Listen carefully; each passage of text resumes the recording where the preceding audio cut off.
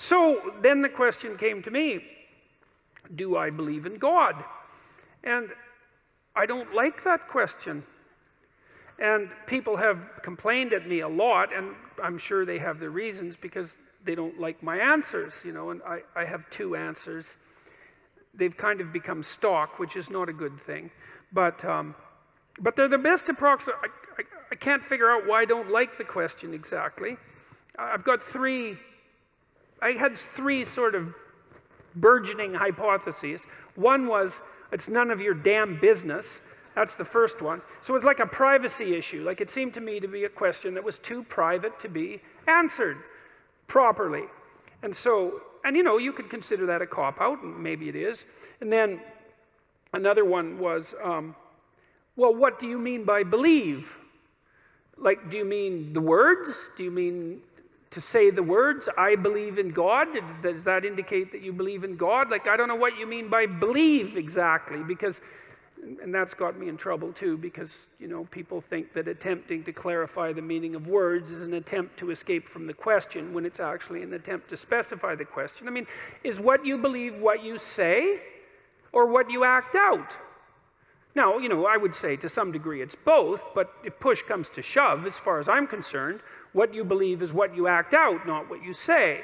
And then, you know, and if you're an integrated person, then what you act out and what you say are the same thing, and then you're a person whose word can be trusted, right? Because what you say and what you do are isomorphic. They're the same thing. But belief is instantiated in action. So I have also suggested that I act as if I believe in God, or to the best of my ability. And people aren't very happy with that either. And then the third is that I'm afraid that he might exist, which I think is the most comical of the three answers and perhaps the most accurate one. But then I was thinking about this today when I was thinking about what I might talk to you guys about. And I thought, well, let's go into this a little bit more. Let's say you do believe in God. Say, I believe in God. It's like, okay, well, that's hypothetically pretty impressive, I would say. It's like you believe that there's a divine power that oversees everything, that is fundamentally ethical, that's watching everything you do, and you believe that. And so what effect does that have on your behavior if you believe it? Does that mean that you're, well, are you all in on your beliefs? Are you sacrificing everything to this transcendent entity that you proclaim belief in? Have you cleansed yourself of all your sin, let's say? Are you making all the sacrifices that you need to make?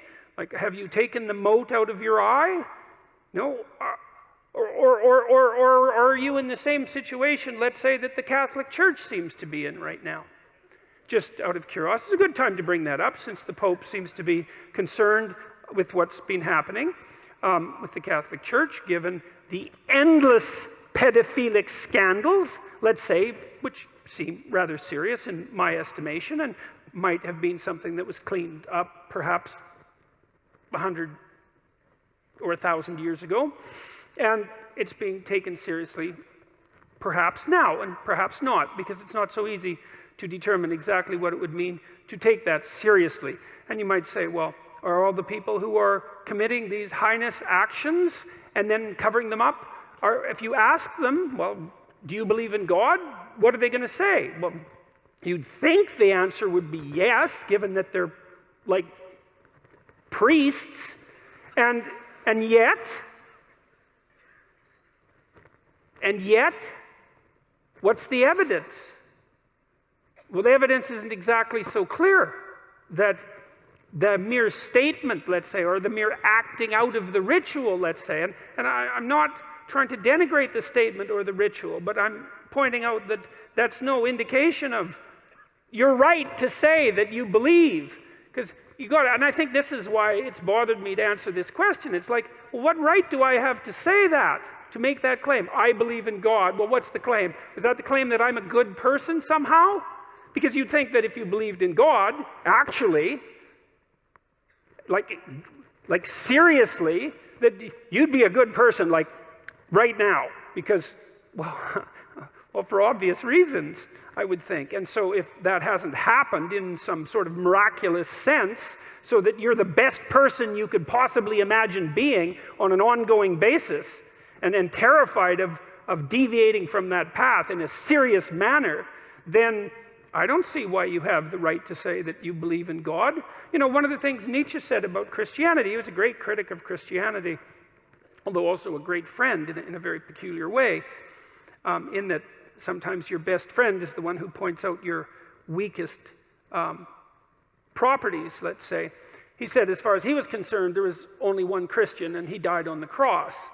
And that's a, you know, perhaps an extreme statement, but one worth giving some consideration to. It's like, well, then you look at what are you called upon? Let's say if you're going to proclaim yourself as a believer, you know. And I thought about this a lot as I've gone through the Old Testament. I did a bunch of lectures last year, and so what are you called upon? Well, you're called upon initially to act out the spark of divinity that's within you by confronting potential with the logos that's within you, which means to take the opportunities that are in front of you, the potential future, and to transform it into the present in the best possible way, using truth and courage and careful articulation as your guide. So that's the first thing you're called on to do. That's a major deal there. That's a tough one. And then the second is to make the proper sacrifices. That's the Cain and Abel story. Is like you want something, you genuinely want it, you want to set the world straight, then you let go of what's necessary and you pursue. You let go of what isn't necessary, no matter what it is, no matter what it is. And then you pursue what's necessary. And then maybe you sacrifice your children to God. That was the story. That's one of the next stories that comes up, of course, and you think, well, that's pretty damn barbaric, and the way the story's laid out, of course it is, but that isn't exactly what it means. It means that what you try to do when you raise children is that you try to do everything you can to impress upon them by imitation and by instruction and by love and by encouragement that they are crucial beings in the world whose ethical decisions play an important role in shaping the structure of reality itself, and that they have the moral responsibility to do that. And you get your ark in order, that's your family, let's say, so that when the storms come, you can stay above water for the 40 days of flooding, and you're capable of leading your people through the desert when the desert makes itself manifest, and you can escape from tyranny properly because you're wise enough to see it, and you take the full burden of being on yourself, all the suffering that's part and parcel of that. You accept that voluntarily, let's say, and you do everything you can to confront the malevolence that's part of you and that's part of the state and that's part of the world. And you make a garden around you. That's the paradise, a walled garden. It's a walled, well-watered place, so the forces of nature and society exist together in harmony, and you place your family in that so that they can live properly. And you treat your enemy as if he's yourself, and the same with your brother. And, well, then you can say, then maybe you can say, maybe then you have the right to say that you believe in God. Otherwise, maybe you should think twice about it. Because, you know, there's a line in the New Testament that Christ himself says. Two of them, I should read them too, because they're very relevant to this. I guess I could paraphrase them. A rich man comes up to Christ and says, good leader, good Lord. And he asks him a question about how it is that he should be a good person. And Christ says, don't call me good. There's no one that's good but God. And, you know, that's worth thinking about. I mean, the one person that in principle, in our ancient stories, had the right to make some direct connection between himself and the divine, was unwilling to do it when challenged. And so it might be reasonable to assume that each of us could be much more cautious about making that sort of statement bluntly when we're asked. And then the other line is, Not all those who say, Lord, Lord, will enter the kingdom of heaven. Got that about right? Which means something approximating, just because you make a claim to moral virtue, let's say, your belief in God, which I can't see how you can make a higher claim to moral virtue than that. I mean, agnostic, atheistic, I don't really care. The point is something like this. Imagine something of ultimate transcendent value. I don't care whether you believe in it or not, but imagine that something like that exists. And then you swear allegiance to it, which is to say, I believe in this. I mean, there's a heavy moral burden that comes along with that, just to allow yourself to utter the words without feeling that you should be immediately struck down appropriately by lightning. And so I think that's why that question makes me uncomfortable. It's that I don't think I have a right to make that proclamation. There's another thing, too, that I learned when I was going through these biblical lectures. It was a fascinating thing to do. It was the story of Jacob, who became Israel. And Jacob was a real trickster, He was a morally ambiguous figure, to put it mildly. I mean, he tricked his older brother out of his birthright. And he was full of tricks. And he had a lot of tricks played on him, too, and maybe learned something as a consequence. Anyways, after running away from his brother, who had murderous thoughts, and for good reasons, for about 20 years. Maybe it was only 14. But doesn't matter, it was a long time. He decided that he would go back and try to make peace. And he came to this river. He sent his family across the river along with his belongings, and partly as an offering to his brother, a peace offering. And he had a dream, visionary experience, hallucination, God, who knows what it was. And he dreamt that he wrestled with an angel all night, and that the angel was God. And God, he won, which is very strange because, well, first of all, he was a trickster figure, he wasn't your most upstanding moral creature. He wasn't Noah, for example. And second, well, it was God, It's like, if you're going to wrestle with someone and lose, there's an opponent that's likely to take you out. And he did damage his hip. Which isn't not that impressive an accomplishment on God's part, in my estimation. But and it's a very interesting story, because what it does indicate, what's so cool about it, you see, Jacob's name is changed at that point to Israel. And Israel means those who wrestle with God. And that blew me away. That's one of the things I love about studying old stories, is now and then you come across a piece of one, and you see into it. You see down into the depths that characterizes it. It's very difficult, but it happens sometimes, and it just flattens you. To think that if Israel is the chosen people of God, that's the hypothesis, and what Israel means is those who wrestle with God, then think that seems to me to be such a hopeful idea, because, well, everyone does that to some degree. I mean, you do that in your life because, well, you don't know what's of fundamental transcendent worth, because who the hell are you and what do you know?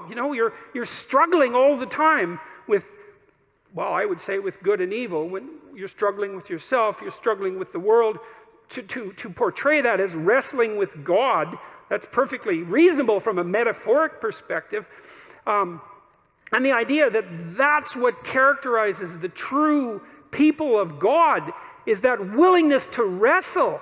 That's really something, because it kind of indicates that you're here as a contender, You're not here to be happy. You're not here to be complacent. You're not here to be materially satisfied. Not that that would be possible. Anyways, but that you're here to contend with the structure of reality, right? And that's what will satisfy you, because there's something to you. You're not weak and nothing. There's something to you. There's certainly something malevolent and terrible. I mean, that. You look at how people behave. You look at the blood and catastrophe of our history.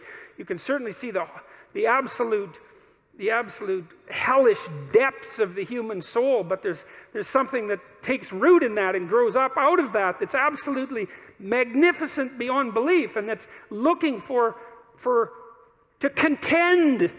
You know, and I've often thought that I've been fortunate in my marriage, because you think, well, you get married and you live happily ever after. It's like,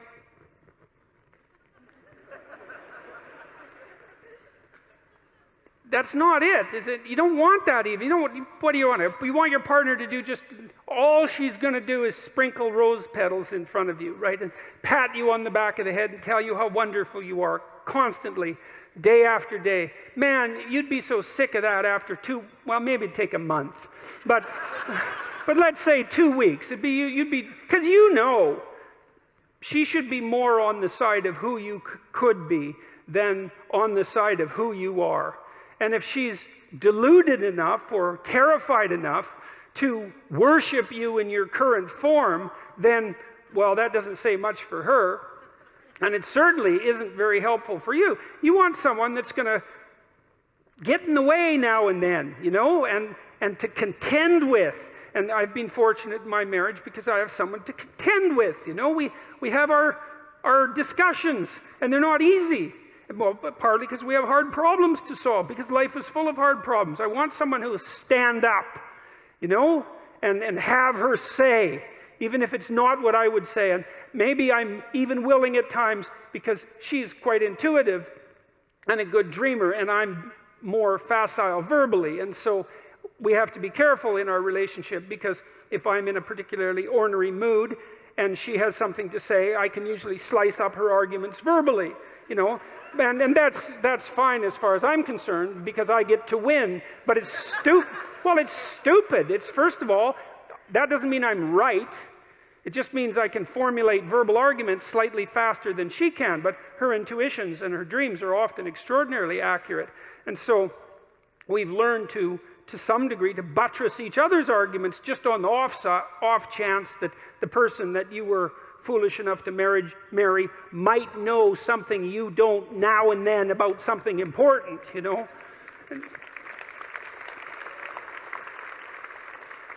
And so what do you want? Well, you want someone to contend with. And then it's an adventure, you know, and then you have someone that you love and that you respect. And that's not a bad combination for longevity of relationship. And then maybe if you have someone that you love and respect and that you can communicate with, then your children also love and respect her or him. And then that's pretty good for them, because they've got some parents that they could love and respect. That's a good combination. You know, it solidifies their life. And so you want to contend with them. And you want a job that's challenging, I would say, that pushes you beyond what you already are. And God only knows how hard you need to be pushed in order to go beyond where you are. But, you know, to some degree, if you have a choice, you know, it's not that uncommon that what we'll do is choose to be pushed to the limit, especially when we're at our best. We think, well, where's the limit? It's here. Maybe I can manage that. I'm going to push myself right to the damn limit. Then I'm going to push myself a little bit over just to see if it's possible. And if that happens, then, you know, you emerge with a sense of triumph. I'm now more than I was, right? And maybe that's what you're here to be, is to be more than you were, right? To push those limits. And to do that, you contend with the world. You wrestle with God. You don't casually say, I believe, because who knows? No one knows, right? We're separated from the infinite by death and ignorance. We don't know. We contend, we wrestle. You know, and in that maybe we find our destiny. At least we find our purpose. We find something that justifies us to some degree. You know, if I'm awake at night wondering, and I think, God, you know, like I pushed myself as far as I could in this effort, whatever the effort that I'm considering happens to be. I pushed myself. I don't have a weight on my conscience because I let something go or I failed to accomplish something. I mean, I do often have those sorts of weights. I'm talking about the rare times when I don't. It's like, well, there's something that's where there's some atonement and some peace as far as I'm concerned, where that contending and that wrestling has been successful. And I would say that insofar as you're deeply involved in that, like completely involved in that, thoroughly involved in that, then you have the right to say that you believe in God. And since I'm not like that 100% of the time, or even approximating the percent of the time that I would like to be like that, despite my best efforts, then when people ask me, I'm not going to say something virtuous like I'm a believer, because there's plenty wrong with me that needs to be fixed before I would dare utter words like that. Thank you.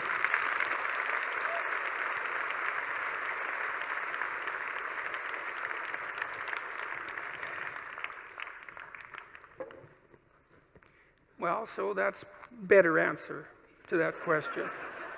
So, thank you very much for